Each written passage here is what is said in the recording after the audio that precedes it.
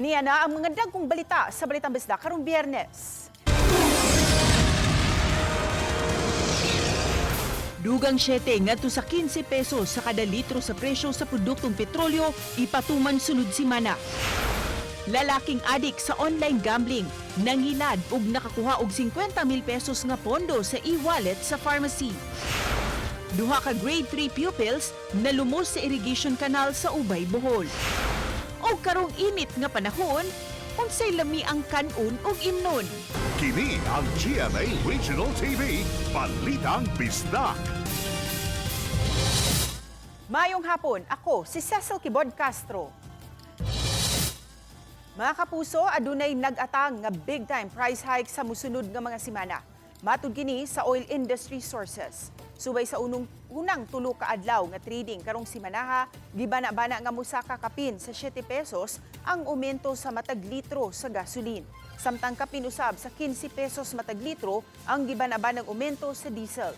Subay kini sa namantala sa GMA News Online. Apan matud sa Department of Energy, ang pump prices posibleng mas musaka pa tungod sa pagtakob sa Strait of Hormuz nga mao'y global shipping corridor. Hangyo sa DOE sa mga oil industries nga inanay lang unta ang pagpatuman sa usbaw sa presyo sa produktong petrolyo sunod semana.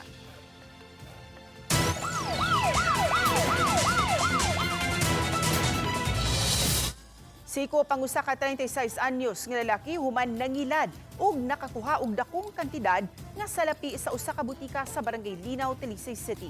Sa irantang detalye sa report ni Fem Dumabo.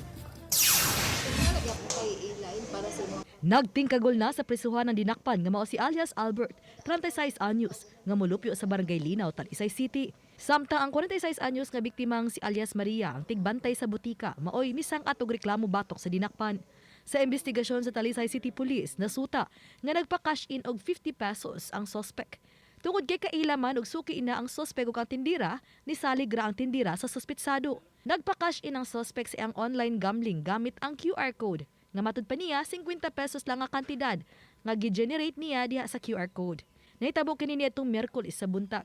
Apan dihang gi-inventory na sa pagkahapon, diha na nabantayan sa tindera nga nahanaw na ang 50,000 pesos nga pundo ug nakita sa transaction history nga gipadaki ni pinaagi sa pag-scan sa QR code. Tungod sa pagsalig po sa gabantay, kay sige na lang nga magpa-cash in dito, under the guys nga magpa-cash in sa 50 pesos, gihatag niyang 50, nga gipascan tong QR code. Not knowing to gabantay nga 50,000 day ang gipascan nga QR code. Nagduda ang biktima nga si alias Albert ang suspetsado kinsa nasikop kini sulod sa internet cafe nga gaduwa og online gambling. Nakuha gikan sa suspect ang cellphone nga dunay app sa usa ka online gambling o ganaa pa ang 50,000 pesos sa account niini. Apan iyang pagpasabot nga wala kuno niya matuyo kay nasayop siya pag-type dihang gi-generate ang QR code. Pag-type pa dalawang pag-type ba? Kung kabaw na napipiki nito. Tagbilag release mo yung pagpakasyon? 700, 50. Ang problema lang kay ang naload nga 50,000 is dili ma-withdraw kay murag nalock diya sa scatter kay murag something murag nalock ba kay nang iduwa gid. Gidakop kini sa mga tanod ug gi-turnover sa Talisay City Police ug kasong theft ang gipasaka batok kaniya. Samtang tambag ni sayon sa mga adunay negosyo may labot sa mga electronic wallet. Pahimang no lang no labi na usog gyud kay karon kini negosyo nga magpa-cash in, magpa-cash out ani mga online na money transactions. Sa kanon nila magbabinentayon ta kay di ta kabantay nga usahay nga ipaka-scan day o nga mga QR codes dili sakto sa amount nga gihatag, and then dili ta magsalig nga ato ang transaction is usual lang ato ang transaction. Layo lang pa sa ilo. Wala na ako tayo agad. Uban ni Godfrey Relien, Fem Dumabo. Balitang Bisdak. Nalumos patay ang duha ka mga batang estudyante sa usa ka irrigation canal sa lungsod sa Ubay, Bohol.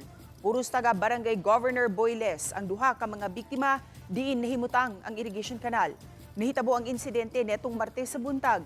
Nadiskubihan sa mga empleyado sa National Irrigation Administration ang mga patayng lawa sa mga bata nga nag-utaw-utaw na sa kanal. Sa investigasyon sa kapulisan sa Ubay, nasayran nga miuli ang duha ka mga bata sa ilang panimay kay wala magklase ang maestra tungod kay nasakit. Wala matud pa nakabantay ang ilang mga ginikanan nga migawas ang duha sa ilang panimay. Mibalik ang duha sa likod nga bahin sa ilang eskwelahan ug naligo sa irrigation canal ug base kini sa ilang gihubo nga mga sinina nga nakit-an haduol sa maong lugar.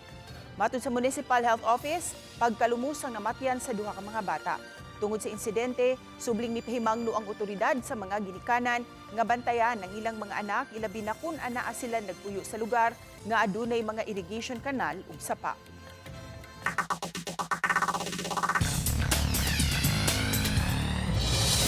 Nahuli kam ang mga disgrasya nga nahitabo sa dakbayan sa Mandawi. Nakuhaan sa Mandawi City Command Center kining aksidente sa Barangay Banilad, pipila ka semana ang nakalabay. Naguwan-uwan pa niadtong higayuna kun diin makita ang nagbiting the red light ang motor nga midumbol sa laing mga motorsiklo. Tungod sa impact, nalamba ang mga sakay sa motorsiklo. Samtang sa laing disgrasya sa Mandawi gihapon, nakuhaan kining panagsingki sa usa ka motor ug laing sakyanan. Ang driver nga natagak diriyot pa maigo sa nagsunod nga van. Maayo na lang kay nakapreno kini. Padayong awhag sa taga-team sa mga driver nga mag-amping kanunay sa pagmaneho.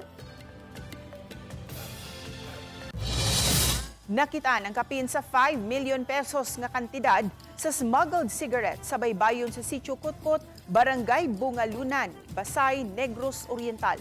Nakitaan ang 102 ka mga kahon sa nagkadaiyang brand sa imported nga sigarilyo niadtong Miyerkules sa kadlawon.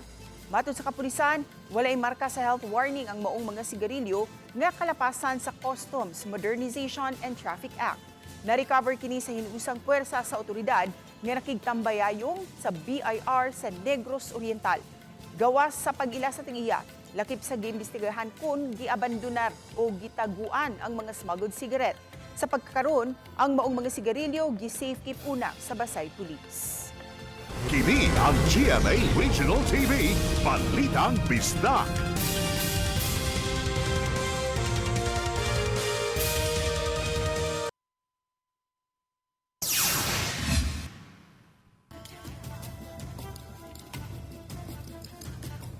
Gipaubos na karon sa investigasyon sa Lapu-Lapu City Police Office ang duha ka mga sakop sa Police Station 2 human gikatahong gibuhian ang usa ka lalaking nakuhaan og armas nga walay lisensya.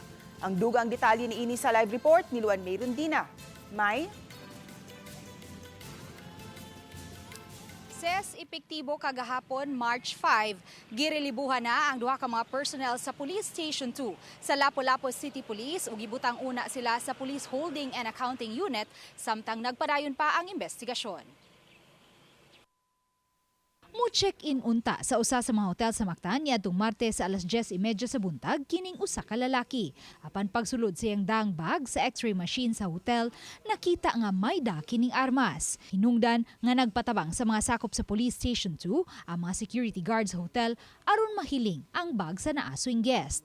Og nakonpermar gayud sa duha ka mga responding police officers nga may dalang kalibre 45 nga pistola nga may unom ka mga bala, naka-open hammer ug loaded pa ang chamber.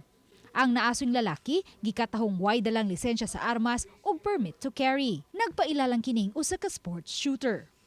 Apan inay itanggong ug pasakaan og kaso, gikatahong gibuhian ra sa investigador ug sa responding police ang naaswing lalaki. Matod ni Police Colonel Augusto Desqueo, Lapu-Lapu City Police Office Director, nga nianang adlaw usab, March 3, mao ang paglingkod sa bag-ong hepe sa Police Station 2 ug gikatahong wa kini sa iyang opisina kay nitambong og meeting sa Police Regional Office 7. Sa nakita namin kasi based doon sa initial pa lang na assessment is yung investigator at saka yung nag-responde na pulis yung natin. Directly involved pa. Hinuon, gipaladman pa sa kapulisan ang ilang investigasyon sa hitabo ug nagpahigayon usab og counter-investigation ang City Intelligence Unit. We are conducting investigation naman para magiging basis ng action po natin. Matod sa commander sa Police Station 2, kay dito siya sa Police Regional Office 7 yan ng adlaw, March 3, pagka March 4 na siya nahibaw kabahin sa insidente, busa iya gilayong gipaimbestigahan o girelibuhan ang duha ka mga niresponde nga pulis didto sa hotel. Sa na nag-i-action na dahil ma'am, nag-relieve sila ma'am para dili makahampas sa pag-investigation. Then ato apasad silang ipa-extend sa ilahang side ma'am kung wala pa yung mga nalapas nga mga wala ba yung nalapas nga irregularidad. Tapos karon ma'am, mungguing pagod ang ato ang investigation sa ato ang personnel ma'am. Pagkutlo ning balita, wala pa makuha og habig ang duha ka mga pulis nga gipaubos karon sa investigasyon.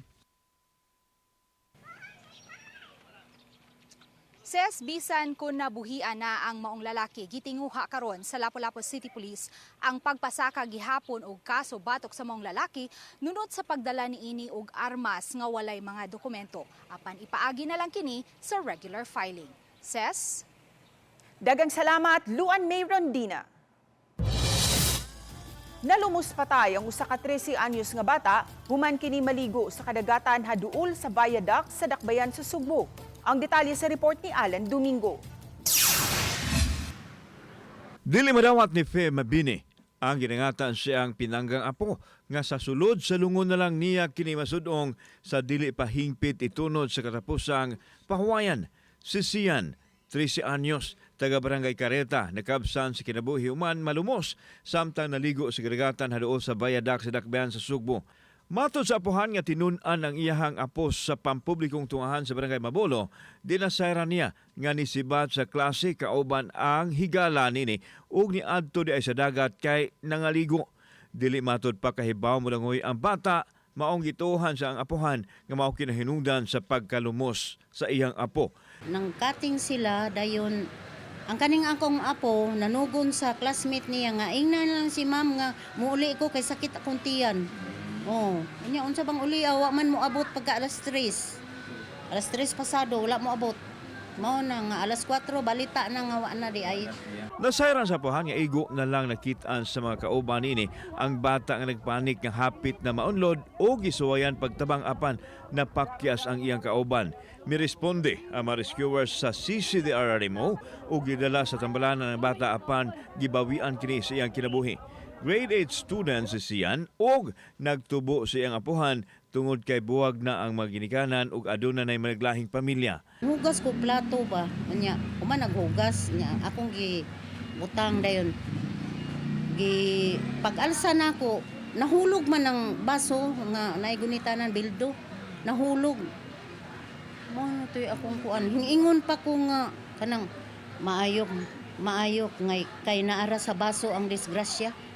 Anak ko, nya nganong kuan manuon.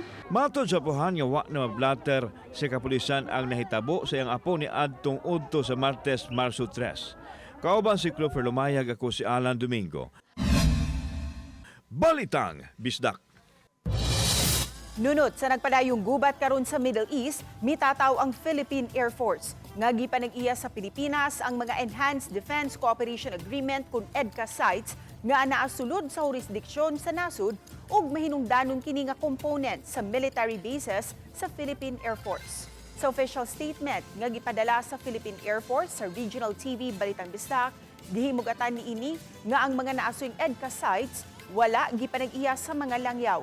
Katuyuan sa pagpabarog sa maong mga EDCA sites, mao ang pagpaligon sa depensa sa nasud, pagpalambo sa disaster response ug humanitarian assistance capabilities, lakip na ang pagpalambo sa operational interoperability sa mga allied forces. Nagpabiling manalipod ang Philippine Air Force sa nasudnong teritoryo sa nasud ug paniguruon nga ang tanang mga kalihukan sulod sa mga pasilidad muhatod sa seguridad ug kaayuhan sa mga Pilipino.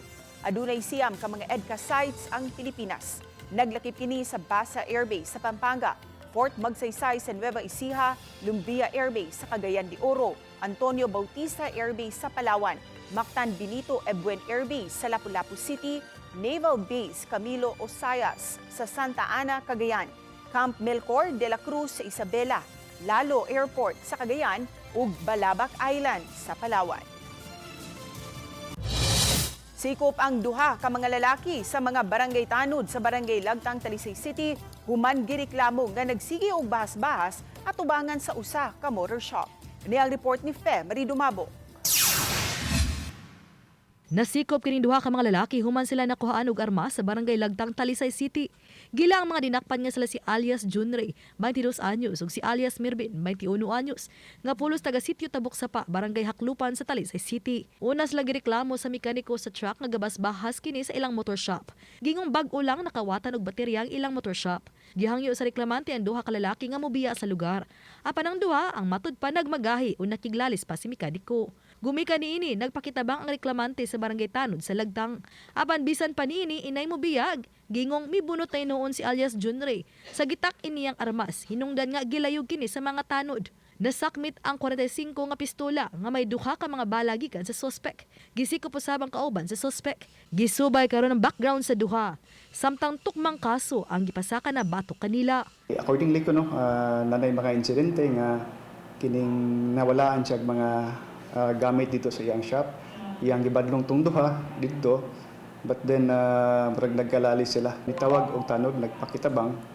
And then pag-abot sa tanod, nagkalalis niya katong usa ka suspect ni action og bunot siyang armas. And then nagkalayo gid sila.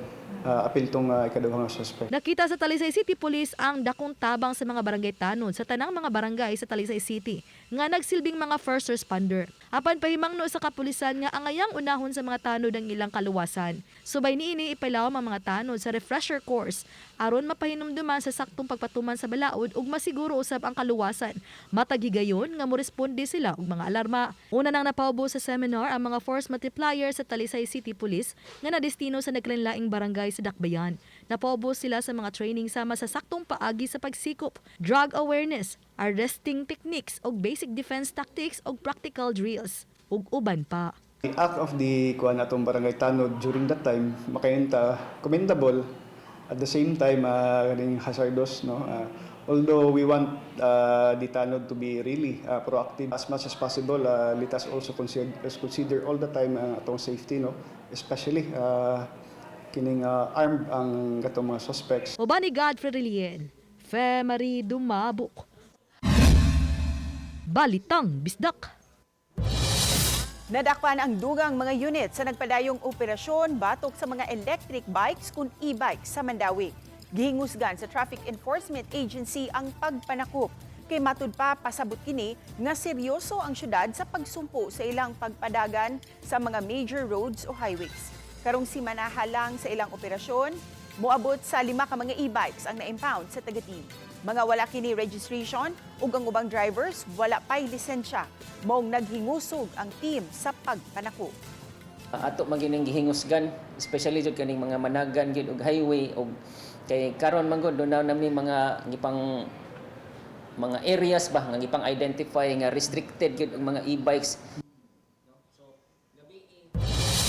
Gipakikitaan sa Mandawi City ang mga opisyales sa lain-laing fraternity ug organisasyon para mangayo sa ilang tabang aron mamintinar ang kalimpyo sa syudad. Ano ang report ni Nico Sereno? Nakig-meeting kagahapon ang City Hall officials sa mga lider sa lain-laing dagkong fraternity. Kauban ang mga opisyales sa Mandawi City Police ug CSWS nang hangyo ang syudad sa ilang abag aron mamintinar ang kalimpyo sa Dakbayan. Mismo si Mayor Jong Kiuano ang mipasabot sa katuyuan aron malimpyuhan ang hugaw nga mga parte sa syudad. Agisab kini og pagpangandam sa umaabot nga ASEAN Summit hosting sa Sugbo sa buwan sa Mayo. Usa sa nahisgutan ang mga vandalism nga nahitabo sa daghang pampublikong lugar.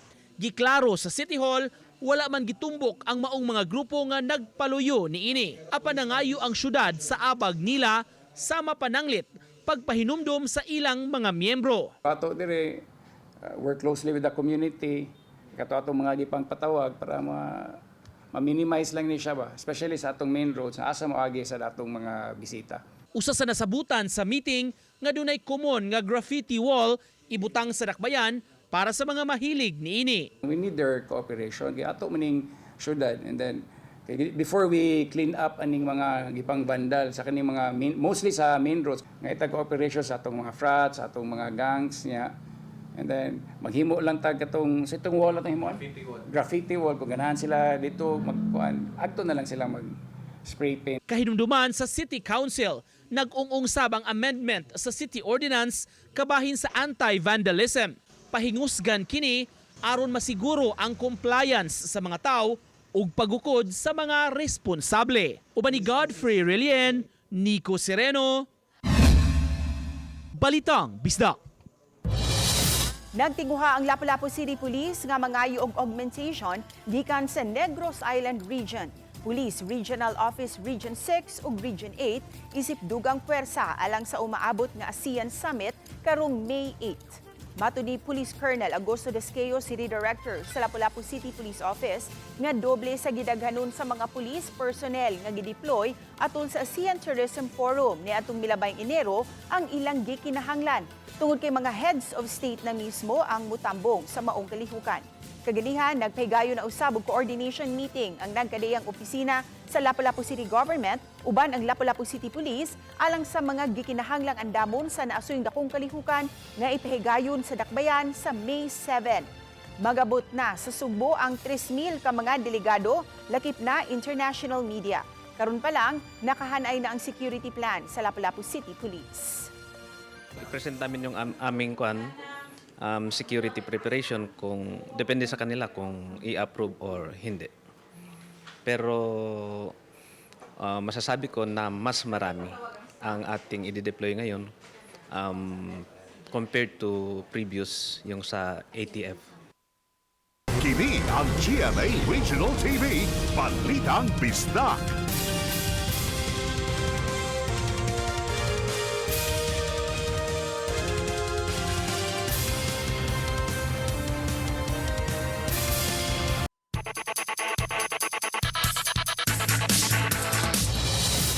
Nag-una ang Bacolod City sa pinakadaghang nakakuha nga gold medal sa pahigayong Negros Island Regional Athletic Association meet.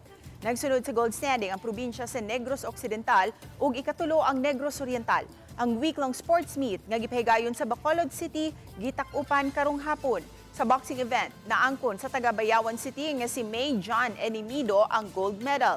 Samtang nakuha sa atleta gikan sa Siquijor ang silver o bronze medal. Musalmod sa palarong pambansa ang mga school athlete nga mga medalists o qualifiers sa niraam ang mga himuon sa Agusan del Sur karong Mayo. Wala ro, gamitan ako training o pag-angko sa Ginoo tapos amina po sa coach, discipline and hard work. Matanaw na si GMA ang The Veiled Cup galing ng Pinoy ug mga adlaw March 7, 4:45 p.m.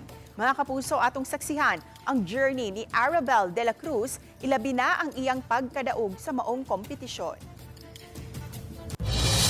Nangita og tambal sa kauhaw ang mga tao nga nakasinati og tumang kainit sa panahon, sama na lang sa lamian ug bugnaw nga mainom ug makabusog nga kalanon. Kuna sa kini atong sayran sa report ni Alan Domingo. Naglinya kini mga tawo nga namalit sa naandan nga buko juice nga adunay diretso sa butong o katong gibutang usab sa juice container. Nausab ang guyabano ug ang lamian nga abukado diin ang gigamit nga pangsabaw mao ang tubig gikan sa buko. Perfect kini sa naughan nga tutunlan sa kauhaw tungod sa epektos init nga panahon karon. Siyempre, present usab ang partner sa bugnaw nga ilimnon mao ang mga kalanon o sa tingin nagalugba, mga kakanin. Ang puto balanghoy nga adunay latik na usab ang budbud balanghoy ug ang sumantiktik sa mais ug uban pa. Nahimutang kini sa plaza sa Sugbo at ubang ang bahin sa City Hall nga nagpahigayon og tabo matag Huwebes ug Biyernes. Kusog kayo basta init ang panahon kay giyoho mang mga tao. Pero asa man ni gamit mo kamay? Oh, white sugar sir dayon. Kuan, butong among isabaw sa aning guyabano og kani. Samtang mapalit usab ang nagkadiyang produkto sa mga mag-uuma gikan sa mga utanon, lagotmon, lamas ug prutas. Abunda pa kuno ang ilang supply sa pagkaon sa bukid apan dili malikayan ang ilang kabalaka nga mosaka usab ang presyo mismo sa ilang mga baligya tungod kay gikinahanglan usab sila nga moginansya bisan ginagmay. Kauban si Clover Lumayag, ako si Alan Domingo. Balitang Bisdak.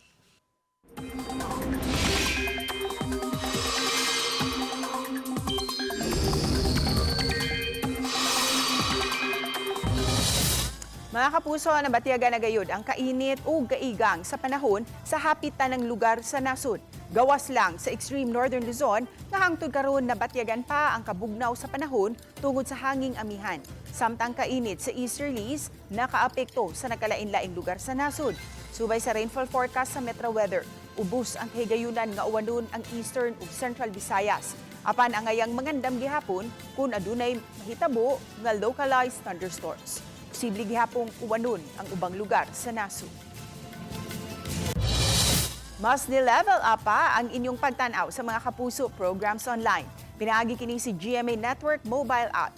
One tap away lang ug inyo nang matanaw ang inyong mga paboritong Kapuso shows ug newscast. I-download lang ang GMA Play app sa Google Play Store o App Store. Kung aduna kamoy GMA Network app, mamahimo lang kining i-update. Mamahimo usab ma-access sa Smart TV o kaha sa web browser.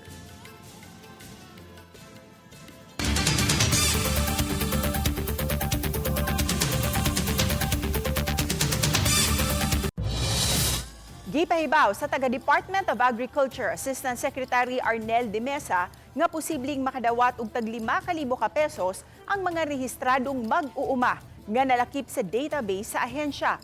Tag 3,000 pesos usab ang planong iapod-apod alang sa mga mananagat. Sa higayon nga ipagawas na kini, mamahimong gamiton ang fuel subsidy card sa mga gasolinahan aron dito sila magpakarga. Samtang ang mga mananagat ug mag-uuma nga nahimutang sa lagyong mga lugar, hatagan na lang og voucher sa kagamhanan. Andam usab nga mohatag og fuel subsidy ang kagamhanan sa higayon nga mosaka ang presyo sa produktong petrolyo tungod sa nagpadayong gubot sa tunga-tungang sidlakay. Gitugyan sa usa ka pribadong individual ang 25 ka mga helmet ug 25 ka mga intercom equipment ngadto sa Regional Highway Patrol Unit. Gihatag sa usa ka Japanese national ang maong mga kagamitan. Gipanguluhan ni Police Lieutenant Colonel Wildemar Chu, Regional Chief sa RHPU-7 ug Regional Advisory Council 7 Chairman Jose Mindaris Jr. ug ubang miyembro ang turnover ceremony. Mapasalamato ng HPG niini tungod kay maghatag kini og kaluwasan sa ilang mga personnel sa paghimo sa ilang trabaho. Kanang pagkatumba maigo ang ulo, so automatic ang uban mamatay jud. Kailangan namin ng defensive driving talaga. So kailangan focus kami while driving motorcycle. Mahitabo sa kaysaysayan sa Pag-ibig Fund ang labing taas nga pagsaka sa dividend sa tuig 2025. Matud sa Pag-ibig, miabot sa 64.34 billion pesos ang dividend payout sa miaging tuig. Moabot ang dividendo sa 6.62% ang rate alang sa regular savings. Samtang 7.12% usab ang rate alang sa MP2. Sa miaging tuig, nakaapod-apod sa 140 billion pesos ang Pag-ibig alang sa housing loans nga nakatabang aron mapabarog ang kapin sa 90,000 housing units. Samtang makita ninyo kining mong episode sa official website sa GMA Regional TV, www.gmaregionaltv.com. Pero usab ninyo mabisita ang among official YouTube channel, GMA Regional TV, ug i-click ang subscribe button. Alang sa labing init nga mga balita, gikan sa mga rehiyon, buot namong pasalamatan ang mga kapuso sa lain-laing bahin sa Pilipinas. Apil na ang mga kapuso nato abroad. Tungod si GMA Regional TV, Local News Matters. Kami ang GMA Regional TV, Balitang Bisdak. Kinatibukang puwersa alang sa mas dakong misyon ug mas halapad nga pag-alagad sa nasod. Maayong hapon ug happy weekend, mga kapuso.